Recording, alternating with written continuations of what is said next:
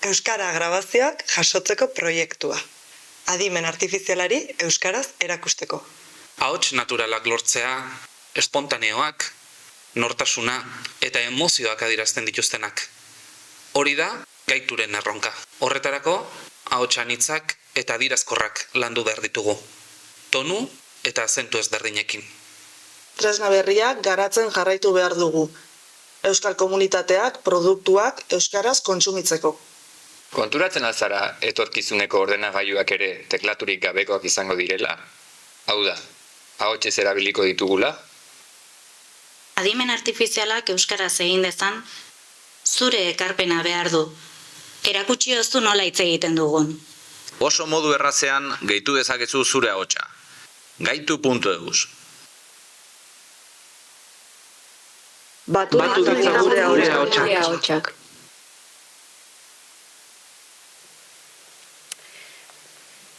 Egunon, denok iritsi garela esango nuke.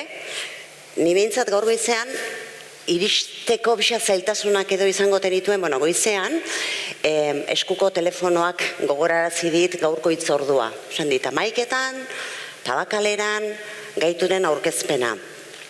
Ondo, sartu naiz, trafiko gorabehera kontuan hartzeko jartzen zuen eta biderik bizkorrena agindu dit.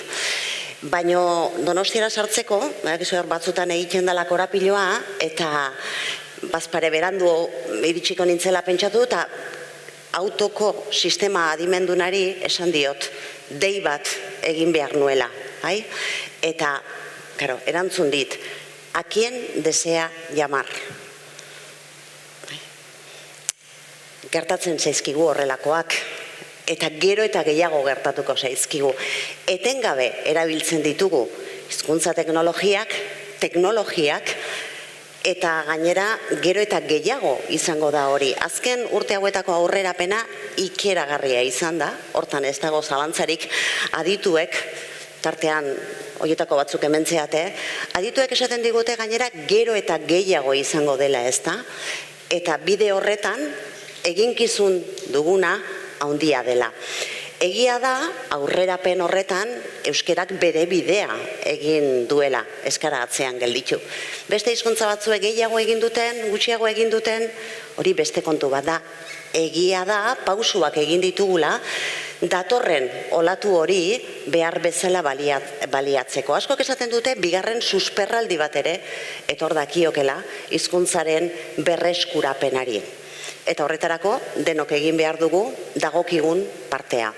Erakunde publikoek lagundu behar dute, surfeatu behar den olatu horretan gainean egon gaitezen horretarako markoak eta bitartekoak eskainiz, garapen teknologian ari zaretenok zuen partea egin behar duzue, eta gaur hemen gara herritarrok geure partea egin dezagun dei egiteko. Gaur deia egitea da dagokiguna. Gaurtik aurrera gaituren bitartez dei egin nahi diegulako euskaldunei, euskal herritarrei, ahotsa eman dezaten. Ahotsa oso zerbait propioa da, ez da? Ahotsa da daukaguna. Horrelako ahotsen bitartez gaitu egin behar ditugu teknologiak euskeraz bizitzen jarrai dezagun horretan ere bai. Horixe da beraz, gaurkoan egingo duguna dei hori zabaldu eta tarte zehatz baten kanpaina gisa ere aurkeztu. Abenduaren 3 bitarteko kanpaina da gaur aurkeztuko duguna, horrek atzean beste zerbait askozaz ere sakonago eta irizpide luzeagokoa badu ere. Horixe gaurkoa, deia, gaitu dezagun teknologia gure ahotsaren bitartez. Pentsa, euskeraz galdetuko balu, autoak, nori deitu nahi diozun. Horretarako lagundu egin behar dugu, gero gu lagunduko gaituen teknologia. Gaitu egin behar dugu. Gure parte egin dezagun zer egin behar den, abenduaren 3 bitarteko kanpaina hori aurkeztuko dugu, eta baita ere, honen atzean dagoen egitasmoa, eta horretarako Marko Txopitea gurekin dugu, libre zaleakeko kideak berak azalduko digu zertan den gaitu. Eskerrik asko, Pili. Egunon. Bale, nire berak pilek azalduen bezala, nik Common Voice proiektua zer den gutxi gora bera azalduko dizuet, eta euskararen egoera nola dagoen proiektu horren barruan, bale? Baina hasteko gustatuko litzaidake Mozilla Fundazioari buruz hitz egitea, bere helburuak. Ze azkenean Common Voice proiektua Mozilla berak sortua da, ezta? Mozilla ezagutuko duzue Firefox bezalako nabigatzaileak eta sortzen dituelako, eta interneten erabiltzen diren estandar asko beraiek sortuak direlako, ez? Eta beraien helburua da internet guztiontzako baliabide publiko, ireki eta irisgarria izaten jarraitzea. Eta horretarako lanean ari da orain dela urte asko, eta erabaki zuen hizketaren ezagutzan, speech recognition deitzen den horretan, adimen artifizialaren bitartez trebatzen diren modelo horiek eta Common Voice proiektua sortzea. Zertarako? Hizkuntzaren ezagutza guztiontzat irekia eta irisgarria izan zedin. Estrategikoa zela pentsatu zuten, eta Common Voice proiektua martxan jarri zuten. Ni librezaleko kidea naiz, eta guk 20 urte daramatzagu software libre euskaratzen, Firefox bera, LibreOffice, ezagutuko duzue, WordPress eta beste software asko, voluntarioki euskaratu egiten ditugu software librea delako, eta hori egiteko aukera dagoelako, ez? Gure helburua da euskara informatikaren munduan bultzatzea. Horretarako software librea lehenesten dugu.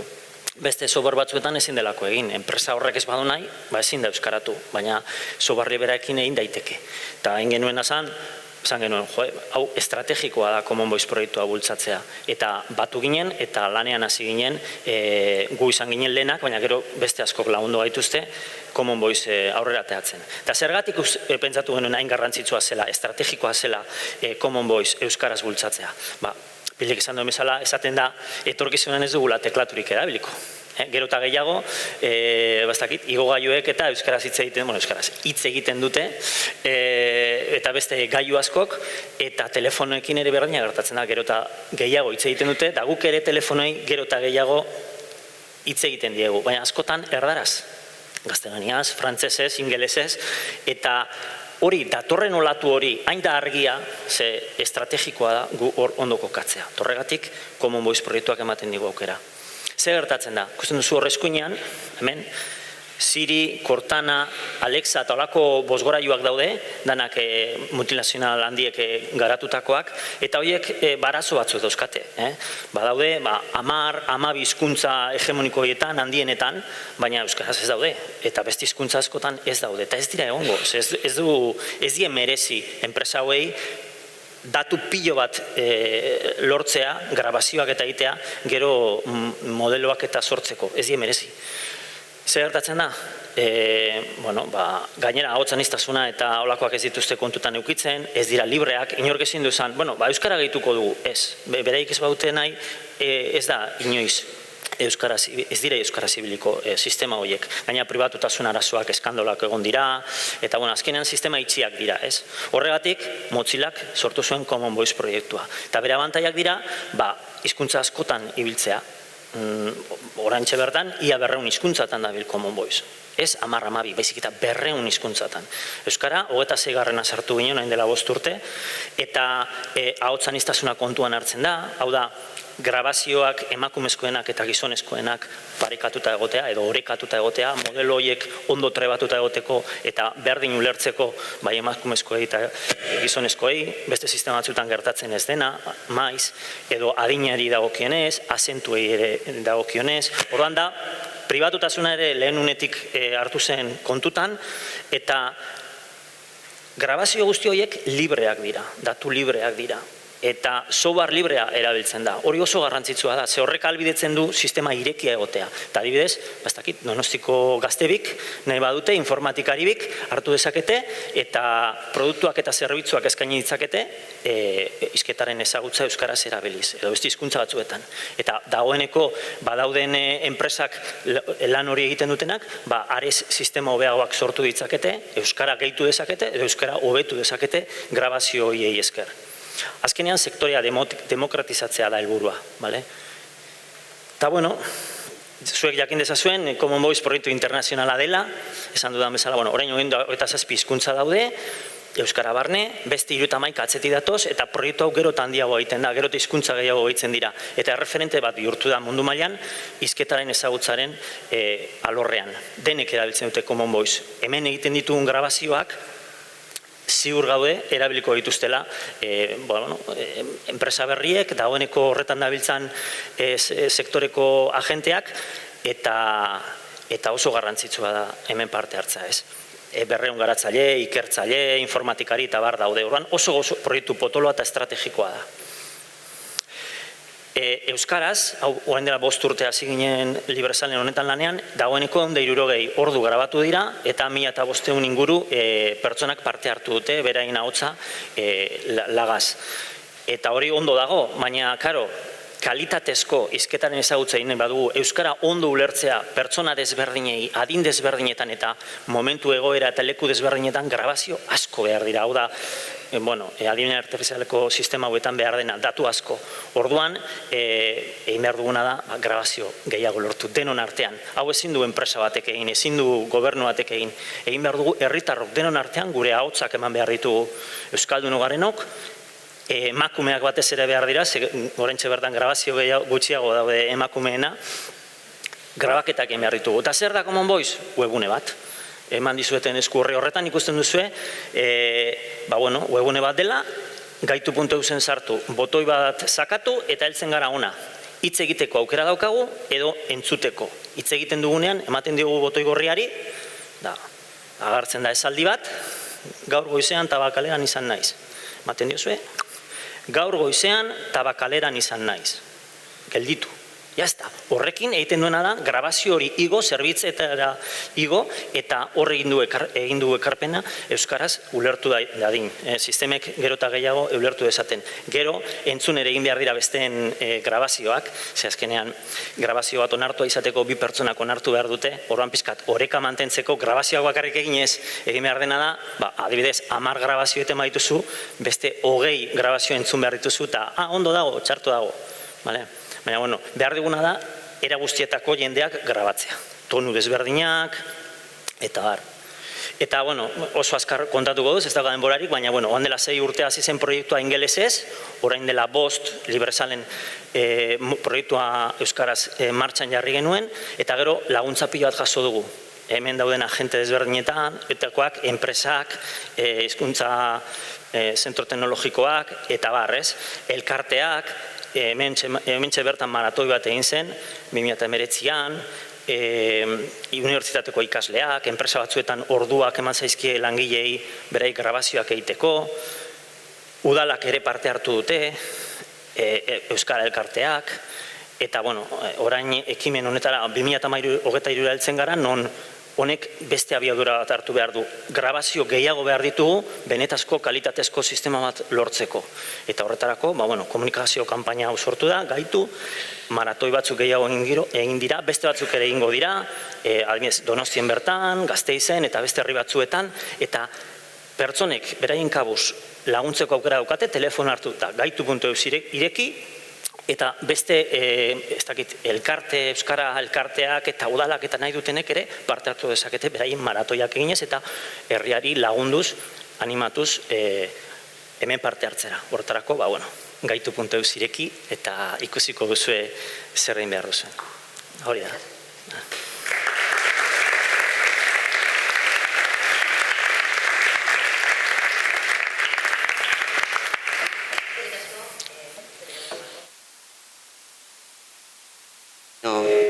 Orain bai, lagun artean gaude eta ondo hartzeko moduan. Garbi dago eza, ahotsak behar dira. Hau askotan esan izan da, zerren alde jartzen duguna ahotsa, zer garen, nor garen, erakusten duela. Hain zuzen ere, euskararen alde jartzen dugu orain gure ahotsa eta horretarako dei egiten ari gara. Trebatu egin behar ditugu sistemak eta Markok esan duen bezala, volumena handiak behar izaten dira, beraz, ahots asko behar dira, ez bakarrik esan, baita ere, aipatu duen bezala, egiaztatzeko eta balidatzeko egindakoa. Euskararen komunitateak egin behar duen alegina da, eta orain komunitate horren alderdi instituzionalari deitu nahi diot, mesedez ona, etor zaitezte Bingen eta Ana. Izan ere, aurrera, izan ere Markok behin eta berriro aipatu du zerbait estrategikoa dela, eta berez, zuei dagozkitzue, neurri handi baten, estrategia horietan askotan lematzain izatea, Bingen Zupiria, Eusko Jaurlaritzako Kultura eta Hizkuntza Politikako sailburua, eta Ana Oio, Nafarroko Gobernuko bigarren lehendakari ordea, Memoria eta Bizikidetzako, Kanpo Ekintzetako eta Euskera Kontseilaria ere bai. Beraz, erakunden ordezkari gisa zarete hemen, euskararen komunitatearen parte ezinbestekoa zaretelako.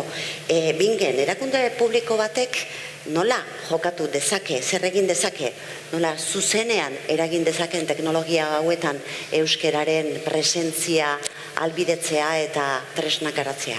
Zer eta nola egin dezake? Egunon guztioi eta egunon bereziki zuri, Ana, sailburua. Adibidez egin dezaken gauza bat da, euskara bizirik dagoen beste lurraldeetako erakundeekin lan egin eta elkarrekin proiektuak bultzatu. Eta gaur horrelako beste proiektu baten aurkezpenean gaude. 2017an hasi genuen Nafarroako Gobernuak, euskararen bulegoak, iparraldeko euskararen bulegoak eta Jaurlaritzak erakunde ezberdinen arteko lankidetza hori 3ko izeneko proiektuaren barruan, eta hau izango da aterki horren pean bultzatzera goazen beste proiektu bat, eta bereziki eskertu nahi dut Ana Oio sailburuak izan duen konpromisoa urte guzti hauetan, eta zorioneko gu Nafarroako Gobernuan jarraitzen duelako, eta handik ere proiektu honi bultzada emateko moduan garelako. Bigarrena, zer egin dezakegu? Zer egin dugu? Adibidez, gure gobernu programan ipini genuen helburuetako bat izan zen, euskararen ezagutzan eta euskararen erabileran pausu berriak ematea arlo guztietan, eta beren beregi aipatu genuen arloien artean mundu digitala. Horri lotuta, agintaldi honetan onartu dugu Gaitu izeneko programa. Gaitu programan bi gauza egin ditugu. Batetik, administrazioak esku artean zituen proiektu digital guztiak identifikatu eta horietan euskara hasieratik bertatik txertatuta egongo dela bermatu, eta baita ere datozen urteetan etorriko direnak gauza bera egiteko. Administrazioak eskainiko dituen zerbitzuak gero eta gehiago digitalak izango dira, eta gerorako uzten badugu, berandu ibiliko gara beraz, sorreratik bertatik lortu behar dugu, euskara txertatuta egotea administrazioak herritarrekin dituen harreman horietan zerbitzu hizkuntza bezala. Konkretuki, bada proiektu bat gaur aurkezten dugun honekin zerikusi zuzena duena, uste dut, eta hau azaltzeko balio diguna, eta da itzultzaile neuronala. Zerbitzu publiko bada, uste dut maila eta kalitate handiko proiektua dela, behar bada hain argi ez dakiguna da zer dagoen horren tripatan. Eneko esango luke algoritmo batzuk daudela, baina algoritmo horiek betetzeko, hornitzeko, trebatzeko behar dira hitzak eta loturak hizkuntza ezberdinen artean. 40 urtetan administrazio publikoetan egin diren itzulpen lanei esker, datu base izugarri bat daukagu, batez ere euskara eta gaztelaniaren arteko harremanetan, baita ere, frantsesarekin, gero eta gehiago, datu base izugarri bat daukagu, tresna horrek datu horiek hartu ditzan eta itzulpenak egokiak izan daitezen. Idatziz egin duguna, orain, ahoz edo ahotsez, egin behar dugu Gaitu proiektu honen bitartez. Beraz, kapaz izan behar dugu, euskaraz dakigunok, euskararen lurralde guztietan, gure ahotsak eta gure tonoak ipintzeko proiektu honetan. Guri, administrazioi dagokigu, kanpaina hau sustatzea eta honen aldeko laguntza eskatzea, baina egin herritarrok egin beharko dugu. Txopik esan duen bezala, hau ezin du erakunde batek edo gobernu batek egin. Behar dira milaka eta milaka hitz, milaka eta milaka ahots, milaka eta milaka esaldi grabatu, makinak gero ezagutu ditzan. Itzulin egin dugun bezala, tekstuekin eta datuekin orain hitzekin. Beraz, gonbitea da euskaldun hori minutu bat hartu eta esaldi bat grabatzeko Gaitu tresna honen barruan, inteligentzia artifizial horretara ere iritsi dadin behar bezala euskara, idatziz eta ahoz. inteligentzia artifizial eta euskalduna behar dugulako, euskaraz bizi nahi dugunok, eta euskaraz bizi alizateko gainekoan koste egingo zaigu. Eta eskerrik asko bingen, Ana, ongi etorri zuri ere, eskerrik asko, zorionak. Eskerrik asko. Bingenek aipatu duen bezala, kontu hau ez da berria, elkarlana ez da berria, elkarlana lehenagotik dator, eta hainbat ekimenen bitartez gauzatu da orain arte, eta gauzatzen jarraituko dugu. Zer egin dezake zehazki aipatzen ari garen arlo honetan Nafarroako gobernuak, zedei egiten du Nafarroako gobernuak? Bueno, pues egunon guztiei eta guretzat plazerra da. Nafar gobernuen izenean gaur hemen egotea, azkenean 3 arrazoiagatik. Alde batetik, bingen aipatu duen bezala, 2016tik aurrera Nafarroko gobernuak Eusko Jaurlaritzarekin eta erakunde publikoekin, bulegoarekin batera hitzarmena lantzen ari gara, ez? Lankidetza aman komuna, eta guretzat hori ere importantea da. Ez da bakarrik lan programa asko egin ditu gara, bai euskara bultzatzeko, euskara sustatzeko, hezkuntza eta helduen euskaldantzeko, sensibilizazio programa, soziolinguistikaren proiektuan ere egin dugun, baina gu pentsatzen dugu lan aman komuna 3 euskaldeen artean oso garrantzitsua da guri ere babesa emateko.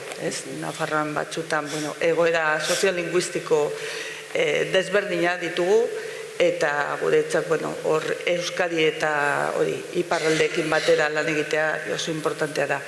Bestaldetik gure hildo estrategikoan beti Euskara Bideak, hemen egoten da ere Euskara Bidearen zuzendaria, hasieratik 2015tik aurrera lan hildo estrategikoen barruan lehentasunezkotzat jo izan dugu Euskara eta teknologiaren berria. Zergatik, pentsatzen dugulako ja presentea direla, baina batez ere etorkizunaren begira eta gazteen begira oso importantea da, arlo horretan egotea. Gu Nafarroan, lauetatik gazte bat euskalduna da, eta ia erdiak euskaraz ulertzen dute, eta hau da etorkizuna, euskararen, Nafarroaren etorkizunaren begira euskara gazten munduan, landu behar dugu. Horregatik, halako programa, gaur aurkezten ari garen programa proiektua gaitu guretzat ere koherentea da gure hildo estrategikoekin.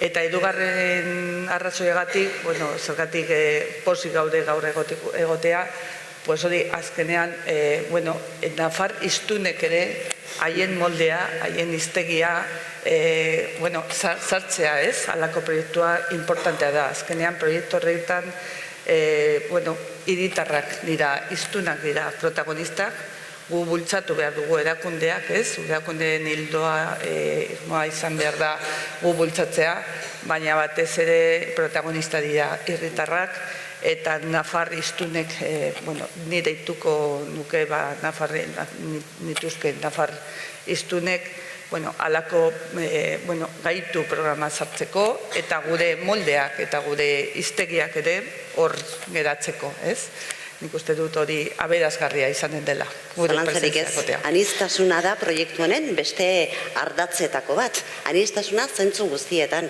tono guztiak, hitz guztiak, eta aldela eragile gehien guztiak, euskaldun guztiak espadira ere, zenbat eta gehiago hobe. Bingen, Ana, eskerrik asko, hemen izateagatik, mila eskertxelo.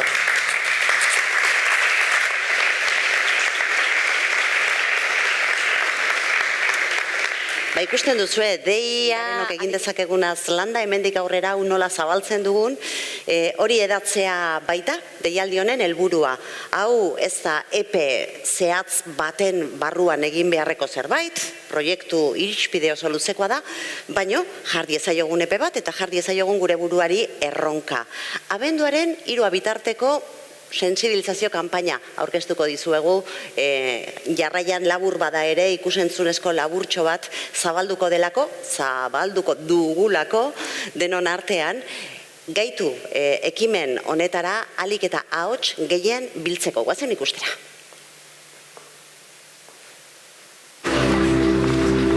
erronka berri bat dugu euskaldunok. Makinei, teknologiari, adimen artifizialari, euskera irakatsi behar diegu. Lurralde berriak irabazteko. Gure bizimodua hobetzeko. Milaka ahots behar ditugu. Mundu digitalean ere, euskaraz bizi gaitezen. Batu ditzagun gure ahotsak teknologiari euskaraz irakasteko.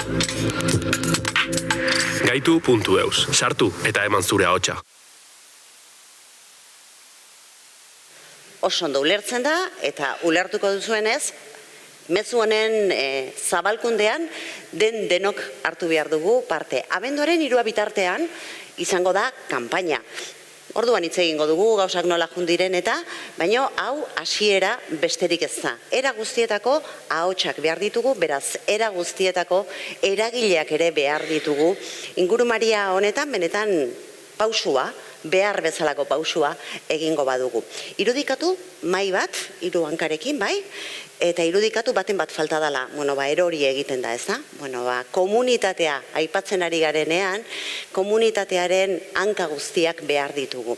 Jarraian, ona etorriko dira, Edurne eta Mikel, zatozten mesedez, ze zuekin beste alderdi bat ere jorratu nahi genuke. Izan ere, Edurne Otamendi, Donostiako udaleko euskera zuzendaria, eta Bakera elkarteko Mikel Iratzusta.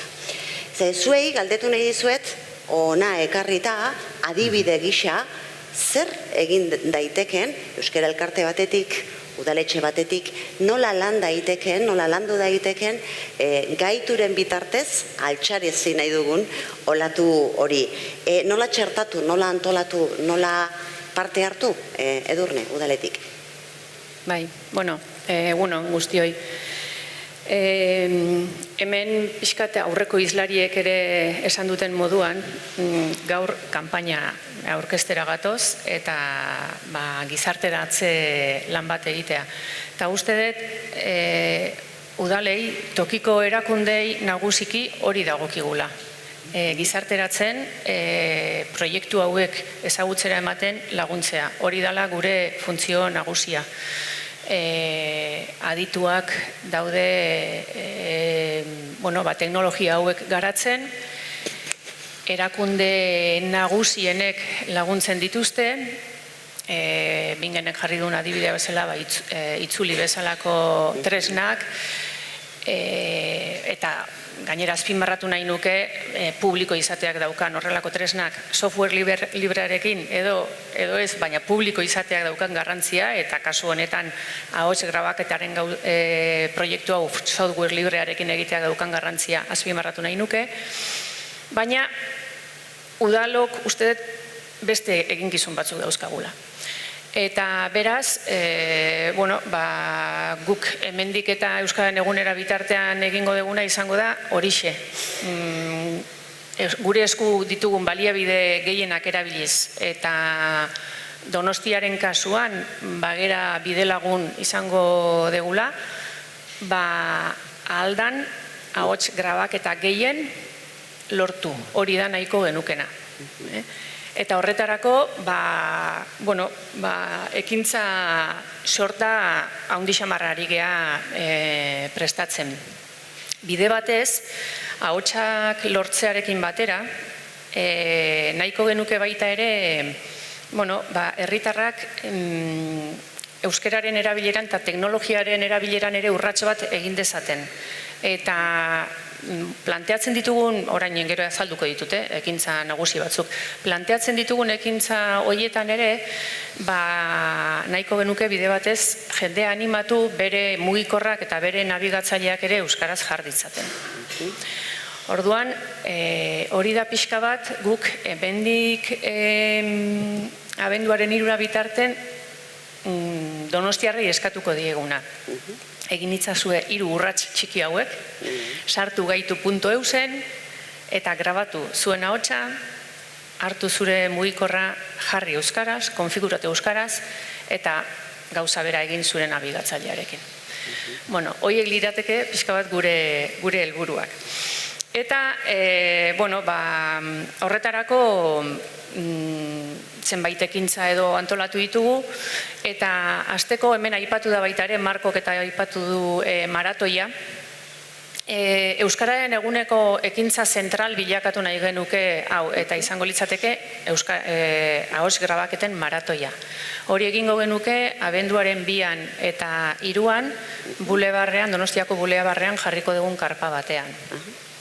Pixka bat, erakutsiko diegu baita ere mugikorren eta nabigatzaileen konfigurazio aldatzeko zerak eta bar, eta jarriko ditugu ordenagailu pare bat, jendea animatuz ahotsak grabatu ditzaten. Baina horrekin batera badakigu aurreko lana ere egin behar dela.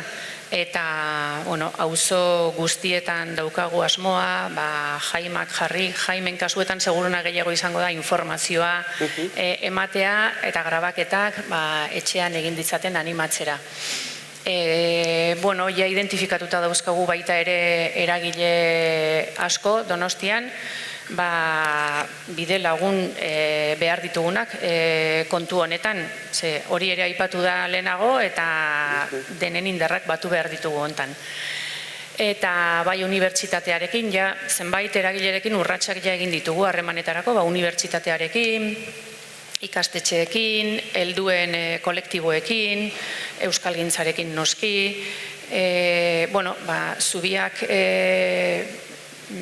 bilatzen ari gea, ahots grabaketa honi eta ekintza hauekin aurrera egiteko. Eta, esan bezala horretarako baita hemen ere eta bakaleran ere, hemen ere eragile asko daude, aprobetxatu hemen gaudela, eta, lehenbiziko elkarrizketak izan ditugu. Eta horretarako, eta batez ere auzoetako lanketa egiteko, eta esan bezala, gera izango da gure bide laguna, eta horretan dihar dugu. Ja, hasi gea, eta ea, nora iristen gean. Ea zer dakarren, Mikel, nola hartuko du parte bagerak, Edurnek azaldu digu pixka bat udaletik zer den kontestua, eta zer espero duzue? Zer esango diezue herritarrei? Bueno, guk igual ikusten dugu hasieran jendeak ez duela ulertuko igual oso ondo zertan di joan eta, baina hori hemendikan eta abendura arte bitarte daukagu hori aldatzeko. Eta iruditzen zaigu behin jendeak ikusten duenean zertarako den, zein den honen helburua, orduan benetan ikusiko dura zein den garrantzia eta hor aktibatuko dela jendea. Eta, azkenean guain ikusten dugu ez teknologia etxeko sukalderaino sartzen ari dela, eta ezer ez egin ezean euskararen presentzia gutxituz dijoa. Eta guk bageraren aldetik ikusten dugu, euskara ez zindela izan museoko hizkuntza da, baizik eta erabilgarria izan behar dela. Eta hortarako deitu nahi dugu, gizartea eta donostiarrak eta euskaldunak deitu nahi ditugu, honetan parte hartzera. Eta horretarako Edurnek esan duen bezala, auzotan postuak jarriko ditugu. Postu horietan ez bakarrik ahotsak grabatzeko informazioa da, baizik eta gailuak eta euskaratzeko nola egin dezaketen eta lagunduko diegu, hori alden auzo guztietan jarriko dugu, baina baita bulebarreko karpa hori ere bai. Azkenean nahi degulako hau alik eta jende gehiagoren begitara egistea, eta alik eta jende gehienak parte hartzera, azkenean hori behar delako. Esan dugu, hasieratik ere, euskararen komunitateak bere buruari jarri dion erronka handia dela, estrategikoa, etorkizun erronka da zalantzarik gabe, baina gaurtik hasita etorkizuna ez baita berez etortzen espazaio bultzatzen. Eskerrik asko, eta interesa handiarekin jarraituko ditu ekimen horiek, seguru, eredu ere, edo adibide, izan daitezkelako, inspiratzaile bainipin, bestein bat tokitan ere, bide hori egiteko pausoak egiten hasteko. Mila esker bilioi, eskerrik asko.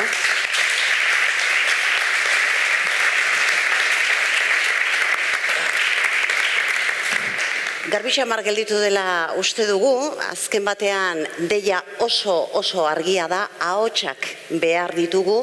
Adituek esaten dute, ahots guztiak, guztiak desberdinak direla. Ahotsa pertsonaren identitatea edo identitate pasaportea dela, atzmarka bezalakoa dela. Ez dago, bata bestearen iguala den ahotsik munduan, danak dira desberdinak. Eta aniztasun horren bila ari gara. Deia erraz egiten da, pausua erraz egiten da, beraz, egin dezagun.